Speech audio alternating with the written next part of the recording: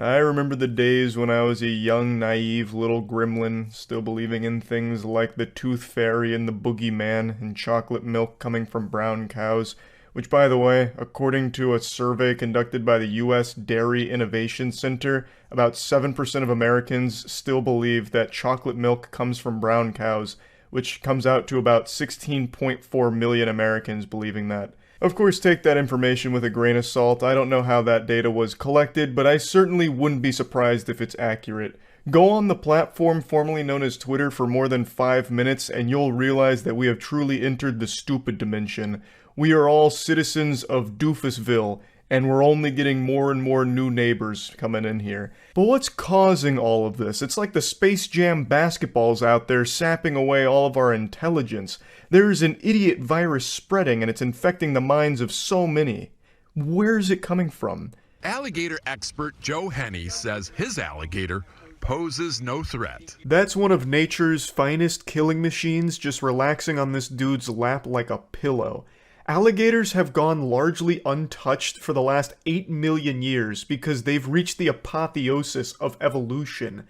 They're a goddamn dragon scale covered lake tank with a mouthful of swords.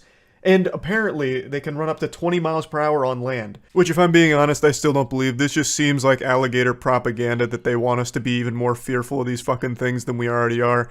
I've looked this fact up so many times just looking for any video footage of an alligator running super fast on land, like keeping up with a car or something.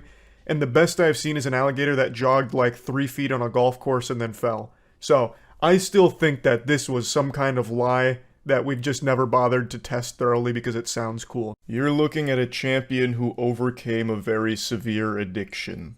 In fact, just looking at me, you'd probably speculate I have some kind of addiction, and I've spoke on it before. I'm not shy, I'm not afraid. I was addicted to shiny cardboard like Yu-Gi-Oh!, Pokemon, and Magic the Gathering. I didn't beat my addiction through strength of will or through an intervention or professional help. I was able to overcome this addiction because I completed it. I just legitimately finished the addiction. I collected every card that I wanted to over the course of many years, so I had nothing left to be addicted to. And let me tell you, a trading card addiction is a serious one. That's up there with crack cocaine. But at least when you're addicted to crack, you have a cool name like a crackhead. I just got called a loser. I have definitive proof that there are just some people out there that thrive off arguing over nothing. Their body isn't powered by food or water. They don't need nutrients to survive. They just need fury of a nonsensical, worthless argument. It's like a plant with photosynthesis absorbing sunlight, but for them, it's absorbing anger. You all know me. I'm not a big believer in the paranormal. Ghosts, ghouls, goblins, gnomes, Wi-Fi, all just a bunch of horseradish if you ask me. And you know what else I didn't believe in until recently?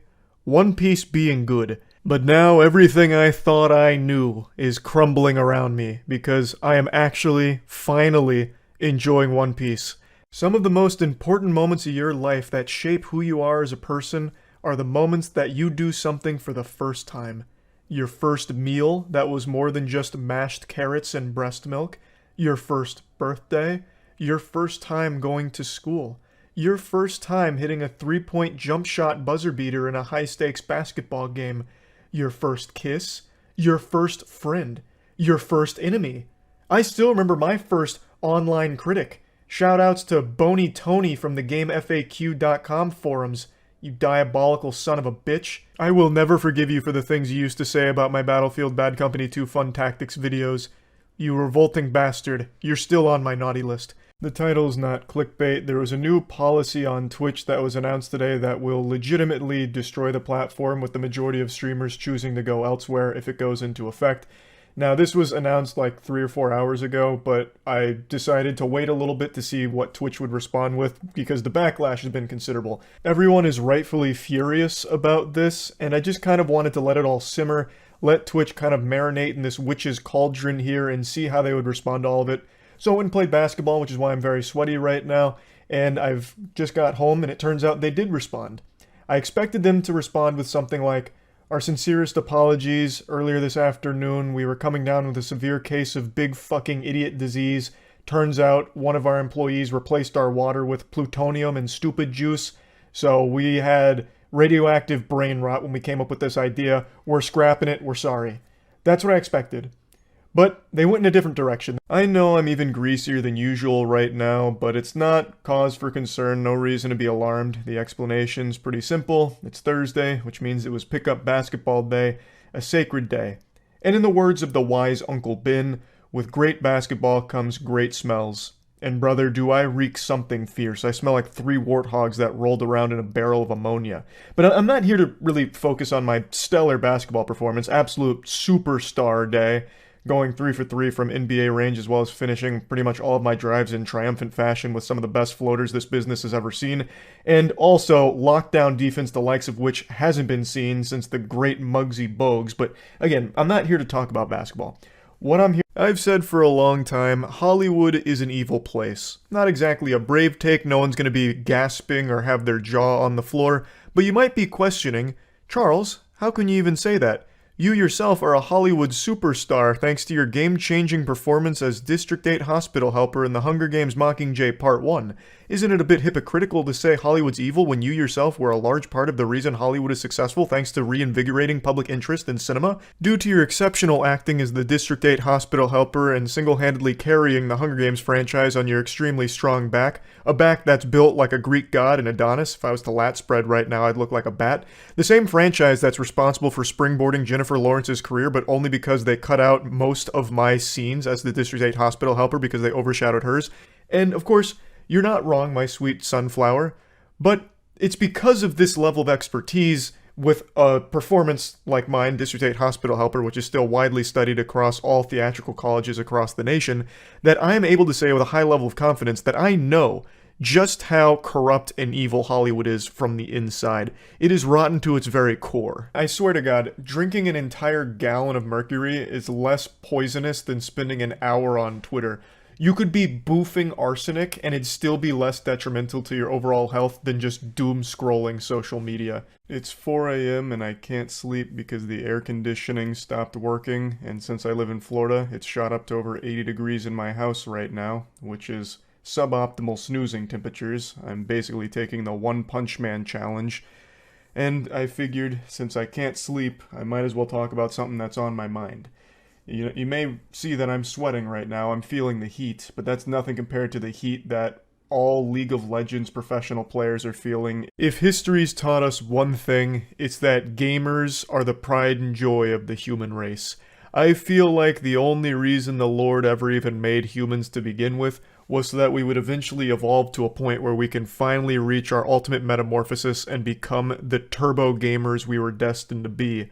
And my friends, it's with a smile on my face and butterflies in my tummy that I proudly announce that we are entering the golden age of gaming.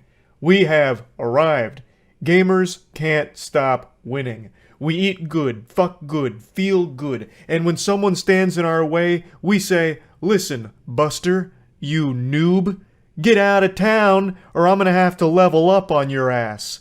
And that's exactly what just happened in court, basically. It's very rare that I have anything positive to share about Nintendo. I've been a very outspoken and harsh critic of this company, not because I don't like the games. In fact, I think they make some of the most fun games ever produced. But the company itself is just run by out-of-touch dementors that love to suck the fun out of everything, going out of their way to be evil, shutting down Smash tournaments, spitting in the face of all of their fans, and they're just archaic. They're like 20 years late to everything. They're probably still learning what email is.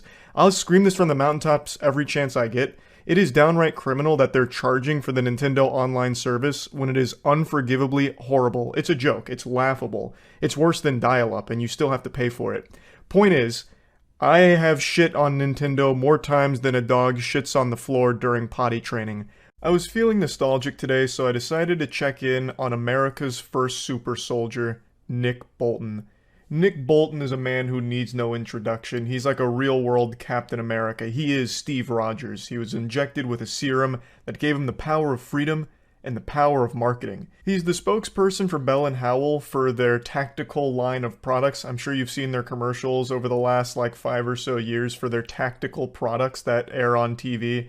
It's very much like the cliche as seen on TV infomercials. Nick Bolton is basically Billy Mays if Billy Mays was capable of eating a smoothie of nails and grease while also simultaneously snapping the necks of over 5,000 terrorists with one arm tied behind his back.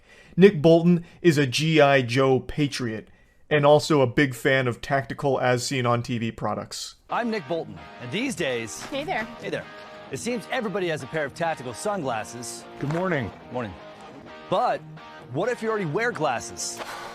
Then you need these. I'm extremely thankful we're finally living in a utopia where all of us are sporting our tack glasses. I fear without them, our species would have been lost long ago. But I do want to say that I feel pretty bad for Nick Bolton here at the beginning of this infomercial. He just can't even be out in the middle of the desert without women coming up to him trying to small talk and flirt with him, or dudes walking their dogs coming up being thankful saying, you know, I appreciate you fucking my wife the other night. Like, he just doesn't have any time to himself because the tack glasses are like a sodden panty magnet. And then of course you have that one guy who's not wearing his tack glasses who was wandering the desert, damn near perished, because you don't want to be caught outside without tack glasses, but luckily Nick Bolton was nearby to save his life with those. Video game marketing is an extremely delicate balancing act. You have to tap dance on the line between cringe and effective. You need something that'll speak to the gamer inside each and every one of us. Tickle that sensitive gamer gene embedded deep in the DNA of every red-blooded gaming barbarian on the planet. There was an embarrassingly stinky horror movie that dropped a few years ago called The Bye-Bye Man. The tagline was "Don't think it, don't say it." And that's the whole concept of the movie. Don't think the Bye-Bye Man, don't say the Bye-Bye Man's name. Otherwise you summon him and give him powers and he's a real bad guy. I unironically view modern real-world pranksters in the same way as that movie viewed the Bye-Bye Man. Just these evil people whom only care about people saying their name because it empowers them. Doesn't matter the context in which their name is used, it doesn't matter if people are shitting all over them, insulting them, doesn't matter. As long as their name is being uttered, they get like some kind of Kaioken times 10 boost and continue to make the worst fucking pranks of all time. It is chaotic. I don't even know if video games were meant to evolve to this level here. The technology it's at a frightening stage that we're able to capture an experience like this. It reminds me of a quote from Jurassic Park. Your scientists were too preoccupied with whether they could, they didn't stop to think if they should. Time is a very cruel thing, and getting old is the ultimate cringe. But unfortunately, you can't escape it. Aging is an unavoidable fate, unless you're Peter Pan or a lobster, I guess. And the older I get, I take a look in the mirror, and I no longer see a young, spry whippersnapper named Charles with stars in his eyes. I see Squidward. Because now, just like Squidward, when I see people having fun in ways that I don't fully understand, it gets under my skin and I start complaining. As I'm entering my geriatric years, all I want to do is play my clarinet and then, shake my fist screaming, "Bah humbug, you wipe that smile off your face right now, you fucking milk-drinking little nerd. I don't understand why you're enjoying that kind of content." And that's what I'm here to do again today. I'm here to just complain about something I don't fucking get, and something I think is really stupid. It's the entire Baby Grunk stuff going on right now. This shit has been contaminating my Twitter timeline for the last 3 days. Basically, is Baby Grunk the new Drip King, or is he just getting rizzed up by Livy? I'm bilingual, I speak fluent English and gamer, and neither one of those help explain what I just read there. Son of a bitch, what does that mean? Like, the minimum requirements to play some of these games is absurd. You'll need like a $2,000 gaming computer in order to play Lord of the Rings Gollum on low settings. Like, it's so stupid. And not only, like, the price point to even play some of the games at the minimum level, like, the amount of space you need to allocate for a single game is ridiculous too. Like, Call of Duty is 120 gigabytes or something. For that size, I would expect that game to actually come out of the computer and suck my wiener, and fondle my nuts like it's playing with Fushigi contact juggling balls. My hair makes me look like a crazy person right now. And allow me to explain, because I have been engaging in only the purest, most concentrated form of lunacy. Twitter. There's an expression, "you're only as old as you feel," And I gotta tell you, I'm feeling octogenarian recently. The biggest content online undoubtedly has been like TikTok style content, like short, bite sized pieces of either trends, challenges, or goofy dances, all of which I'm not really a fan of and I don't really understand. Nowadays, a lot of headlines leave me scratching my head, trying to even decipher if what I even read was English or even a human language to begin with. I swear to God, there's just like a new thing every day that it goes right over my head and makes no sense to me. Like, did you squeeb today? Turns out 9 out of 10 millennials don't even know how to glorb. Don't be a lame-o. Well, lame-o I understand, but all the other words in there, it sounds like it's out of a fucking Rick and Morty sketch. After 10 years, it's finally concluded. The Attack on Titan series finale just aired last night. And as I've mentioned in the past, this is one of the only shows I've ever watched week by week as it aired during its seasons. It started when I was a young virgin male in college going through my own mysterious anime character phase where I have no doubt I frightened all of my peers into thinking I was some unhinged psychopath. And now a decade later, I've shed that skin. I'm no longer a young virgin male. I'm an elder sexual deity. Man, what a journey it's been. Fear of the unknown is probably the most popular fear on the planet. I feel like most people are afraid of things they don't fully understand. And that's what I'm here to talk about today. And I'm sure a lot of you have already seen this, but I am fascinated and disturbed by a very popular branch of TikTok live streaming content that's blowing up right now. I'm like a dog when you get a vacuum cleaner out. I cower in fear because I really don't understand it. Now, TikTok live streams already have a reputation for being horrible. It's just an absolute wasteland. It's full of trash, more so than a landfill. I don't think there's ever even accidentally been a good TikTok live stream, except for the time a ton of people were illegally rebroadcasting the Super Bowl on there. Just going onto that platform to watch live streams is like going to an active war zone to tiptoe around landmines, but in this case, there's no safe spot to tiptoe. You always hit a landmine of fucking cringe. Gang, gang. Gang, gang. Ooh. Ice cream so good. Yeah, strong woman. Balloon. Yeah, strong woman. This is what we're here to talk about. This is some kind of NPC live streaming trend where TikTok creators go live and then just act like NPCs here. Someone really summed it up best by saying that this feels like someone canceling combos in a fighting game. She just keeps randomly emoting like if you're spamming taunts in Chivalry 2 or in like Super Smash Bros. Melee. Show me your moves. Show me your moves. Show me your moves. I don't know how long she streams for, but it's gotta be fucking exhausting. It is non-stop jingling keys with no breaks. Because she's smart. She knows that on TikTok, kids leave if there's even a split second of dead air. Silence is the #1 enemy on TikTok. Silence is the devil.